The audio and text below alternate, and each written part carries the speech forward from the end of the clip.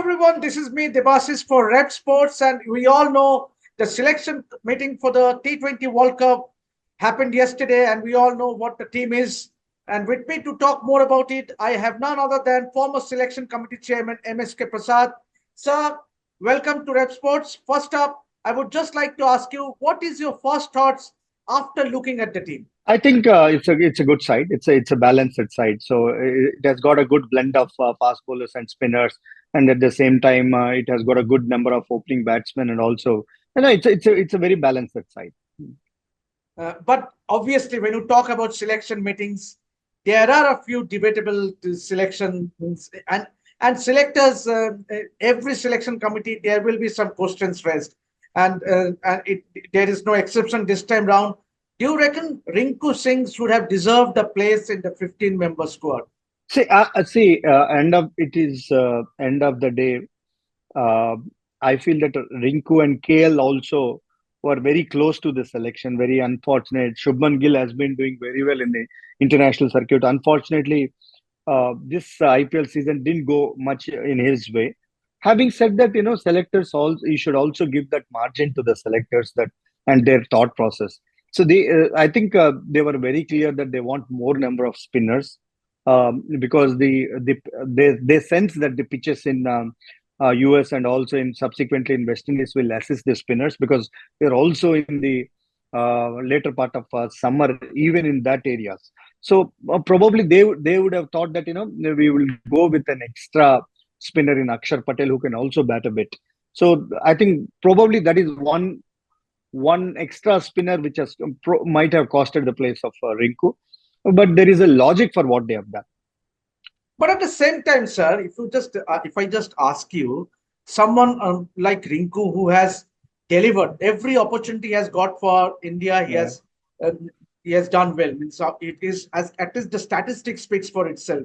11 innings he has played. He has played for India. He averages almost 89 with a strike rate of 176. So as far as this T20 international record is concerned, he has ticked all the boxes. Yes, true. His IPL form hasn't been that great for KKR. So, but is it not unfair to have to leave him out from the 15-member squad? See, if you look at the players who are finishers for us, I think I sense that there is no better finisher than Rinku Singh right now in India. So I think one kid whom I feel little unfortunate is I think it's definitely Rinku Singh. It's difficult to digest this fact that Rinku Singh has missed out because probably I think he's the only finisher right now that we have in India. See, if you see Surya, if you see even Shivam Dube, they're all top order batters. So if you're looking at number 6, number 7 position, I think no better person than Rinku Singh. But once again, I say that the selectors would have thought that they will go with an extra bowling all-rounder option rather than just a batsman who can finish these games. Very unfortunate, but that's what the selectors would have thought at that stage. And along with Rinku, Shubman Gill also doesn't find a place in the 15-member squad, although he's in the reserves. But KL Rahul completely misses out. It's, obviously, he started the IPL on a moderate note, but he picked up towards the later stages. What do you make out of KL Rahul's non-inclusion in the side?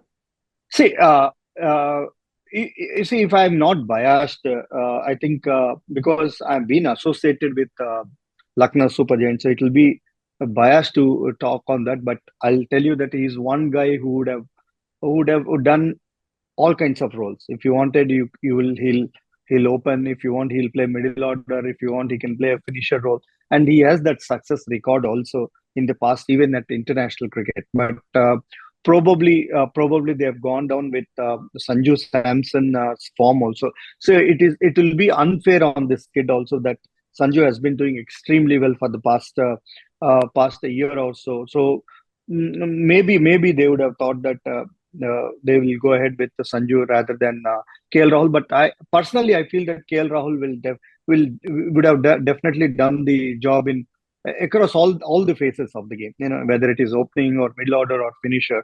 So I thought that KL will definitely, it was a certainty, and I was only thinking whether it will be between Rishabh Pant and Sanju Samson, but eventually KL misses out.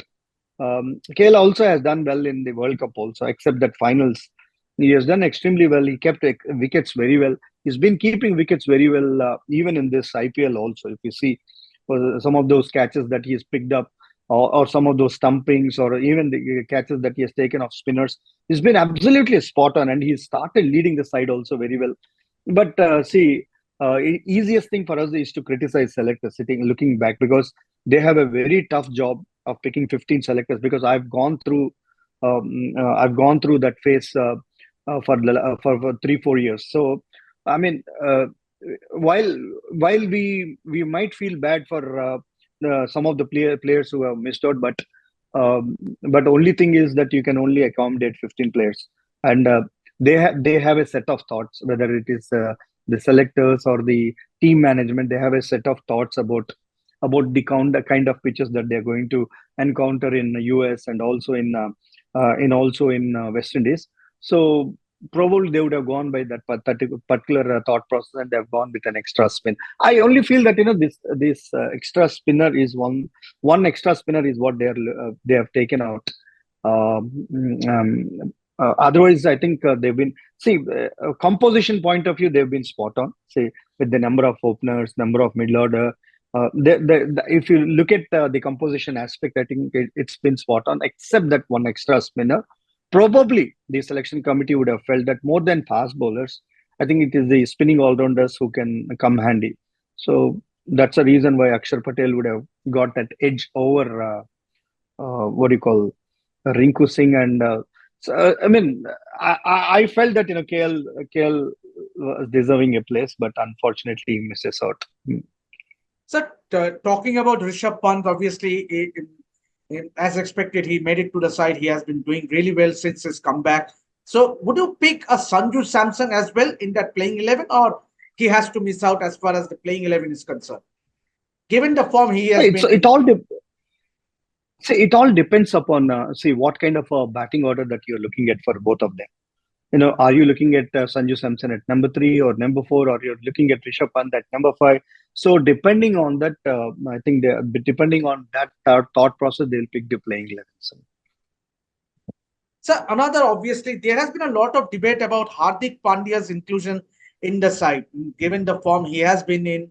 Obviously, since that injury in that World Cup game against Bangladesh, he has not played any competitive cricket, international cricket. It's the IPL that he has come back. So he has not been in the best of form. Let us be very clear. It's obviously, with due respect to Hardik, the role he plays in the side. There has been a few debate about his inclusion. But what are your thoughts about Hardik being included in the side and also being made the vice captain? I don't think there is a second thought about Hardik's inclusion or being made him as a vice captain of the side, because if you're looking at the thought process of the selectors, he was given the mantles of captainship whenever Rohit was not there. So that it clearly indicates that he's the next in line for leadership. So I don't see if we go by what the thought process of the selection committee is, that Hardik is the next in line for T20 captaincy. He's done that also. He's done that also in the past. So right now, coming to his thing, see, in countries like US and West Indies, where you will have more number of spinners and less number of fast bowlers in the playing 11s, and you definitely need one fast bowling all-rounder. You tell me who in India is a better fast bowling all-rounder than Hardik Pandya. Absolutely. You tell me. See, it's unfortunate that, see, you might talk about his form in current IPL, but so there's so much that has happened. The change of leadership in Mumbai. There's so much of the fans not liking that change because of the love and adulation that Rohit has. There's so much that happened. So unfortunately, that affected his form also, is what I personally feel. So once he wears those Indian colors, I think he can keep what is happening in the IPL behind and work under Rohit Sharma and do what he has been doing for Indian cricket. Because There is no better fast bowling all-rounder than Hardik Pandya. No matter whatever the pundits say, I think Hardik Pandya is still your best fast bowling all-rounder that you have in India, and he thoroughly deserves the place in the side. So talking about another guy who could have been a substitute for Hardik is Shivam Dube. Obviously, he is also in that 15-member squad. But given that he hasn't bowled in the IPL for Chennai Super Kings because of that impact player rule, so do you think that it has not done any favor, means as far as the balance of the side is concerned, because Shivam Dube hasn't bowled and we don't know but he has, talking about Shivam Dube's inclusion. I don't think Shivam Dube has been picked up in this squad as an all-rounder. See, you have three all-rounders that you have right now in this team, or one fast bowling all-rounder in Hardik Pandya and two spinning all-rounders in Akshar Patel and Jadeja. So I don't think Shivam Dube is an all-rounder. Had he been all-rounder, he should have bowled at least a few overs for Chennai Super Kings. If he's not able to bowl for his franchise, how do you expect him to bowl for the country? So I have my own doubts. Or maybe the slow nature of the pitches that are in West Indies and also in US. He might be a little handy bowler, 1 or 2 overs that he can bowl. I mean, if at all he is bowling, he can be handy. But he is in this side more like a batsman who can just bowl an over or two if needed. Otherwise, I don't see him bowling much for this side. So he's more in the side as a batsman, not as a batting all rounder. So obviously, talking about Yuzvendra Chahal, he makes a comeback into that Indian team after August 2023. Means obviously he last played a T20 international in August 2023. Since then, this will be his first comeback for India. It's a long time, but he has done tremendously well in the IPL, picking 13 wickets. So, your thoughts on Yuzvendra Chahal? It's obviously been picked ahead of Ravi Bishnoi, who was in that side for the Afghanistan series. See, what shocks me is that how can you not pick Yuzvendra Chahal when the World Cup was happening in Dubai? How could you not pick a leg spinner in Australian conditions? Because you needed wrist spinners in Australian conditions. So it was a really shocking for me that why he was not picked for those two World Cups. But this guy has never let himself down. He kept on performing. See, that is what exactly the players have to do. Rather than complaining about the selectors or about their non-selections, you have to go back, keep on performing, and you will get your due. And this man thoroughly deserves, and he is very much an integral part of Indian team's success if you're going to win the World Cup. So it's a wonderful inclusion. I think hats off to the selectors for taking this decision, and hats off to Chahal itself, because who's been very, very consistent. Even in this current IPL, he's in the purple cap race. He's been doing very well. So I think it's a wonderful inclusion, which is only going to add value along with Kuldeep Yadav, because Kuldeep has been outstanding. So all these guys, conditions of Australia, conditions in West Indies and also US will definitely help bowlers of these class. So just I would like to take your thoughts on who would be your top 6 batters in the side when it comes to playing 11. See, Rohit and Yashasvi Jaiswal will open, boss. So you don't see Virat opening the batting with Rohit? Virat will bat at number 3. See, because there is a left-right combination also. You need to look into that aspect also. Say, Yashasvi Jaiswal, with the kind of form that Yashasvi Jaiswal, right? See, where did Virat bat for you for India? I don't think he has ever batted for opening. So he is what he is. He might be batting opening for RCB, but I sense that he will bat at number 3. And Surya will be at number 4. Shivam Dube, Surya, Shivam Dube, your Rishabh Pant. So Rishabh Pant, Hardik, Jadeja. I think this will be your initial lineup. So and subsequently, depending on you pick Shivam Dube in that playing 11 for the first match against Ireland. Yeah, that's because see, otherwise, what is the point in having him if he's not performing? See, you wanted somebody. What all these years, what we missed is after your Rainas and after Yuvraj Singh, you missed someone, a left-hander in the middle order. So fortunately, you have a left-hander at the opening, and also at 3 and 4, if you have someone like Shivam Dube, and then Even someone like Surya can come at 4, 5 also, because Surya is at his best when he's at that particular slot. So I think Shivam Dube should be playing in the 11. And see, when he comes in the middle, when he and Virat will be playing in the middle overs, it will be a left-right combination, and also you'll see a lot of spinners bowling at him. So he can take on the spinners. That's exactly what CSK has used him. Probably he might play the similar role even for Indian team. So, So if he's not delivering, then you'll be looking at Sanju also. But otherwise, I think to start off with, this could be the playing 11. yeah. So, going by the form guide in IPL, is it an area of concern to have quite a few players who have been picked in the 15 who are not in good form in recent times? Someone like the likes of Surya Kumar Yadav or Hardik Pandya. Means obviously these are all proven players, experienced players. But going by the form guide, they haven't really performed as well as is expected of them. So, is it an area of concern? With regard to these players like Surya and Hardik, I don't think form is an area of concern, because they have class with them and they can always rise to the occasion, especially an occasion of World Cup. I think they will bring their best game outside. So I don't really see that the current form that they are going through. See, I think Surya has played some couple of wonderful knocks. Even Hardik Pandya, he might have not given you big numbers like what he was doing, because he's coming at different. With regard to Hardik, I told you that what must be going through him in because whatever that's been happening for him. But I think he will come out of it, and he'll play different role and different mindset when he comes and plays for the country. And I'm sure that he will give his best. Even Surya also, I don't think there is any cause of concern, because they are two good of players, two class of players. Once suddenly they change to Indian team, their roles also change. There will be a particular role clarity there. Here there is some sense of there is no role clarity right now here in Mumbai Indians, especially for Hardik. So he's struggling, because at Gujarat he was also batting at number 3, number 4, number 5, number 6. So he was very comfortable there. Suddenly, when you put yourself into a team which has got superstars, so he's struggling to slot himself into which particular batting order that he needs to fit in. So since there is a no clarity on his role, that's why he's struggling. Otherwise, he's got the class to perform.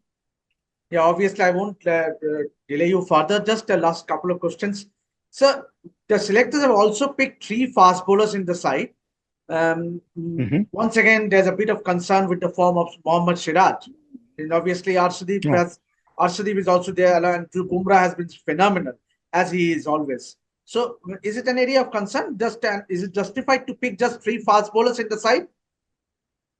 Exactly, it's a justifiable thing actually, because I don't think you require more than that. Added to these 3 fast bowlers, you will still have Hardik Pandya also, who can be your fourth medium pacer in this side. So I don't really see any problem with Siraj, because Siraj is the ICC cricketer of the year in white ball cricket. So just before this IPL began.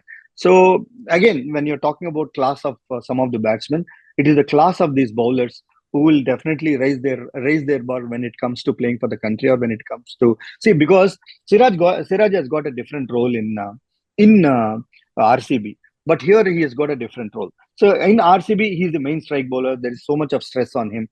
But when you come for India, I think you have Bumrah ahead of him, who will take that leader of the pack. So then there will be less pressure on him, so he can deliver much better. So that's what I'm saying. When they play for the franchisee, they are they got so much of enormous pressure on them because they are the icons of their franchise. So they are expected day in day out to perform. But when you come to the country, there is a role clarity. So if they play to that role, I think they have done what it is. If you see Siraj also, he might not have bowled the best in the World Cup initially, but once the every match, we kept on with every match. He started bowling extremely well. Eventually, he picked, I think, 12 or 13 wickets, which really helped us actually. Your final thoughts. Can you just tell us what would be your composition of the playing 11? Means considering the wickets in the USA and the Caribbean. Okay, this would be my first playing 11. I think I'm sensing that the wickets will be a little on a slower side. So this is what I'm sensing.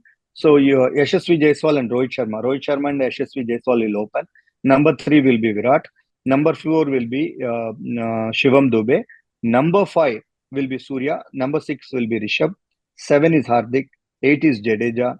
9 is Kuldeep Yadav. 10 and 11 will be Siraj and Bumrah. Thank you, sir. Thank you very much for sparing your time. And it is always a pleasure for me to interact with you.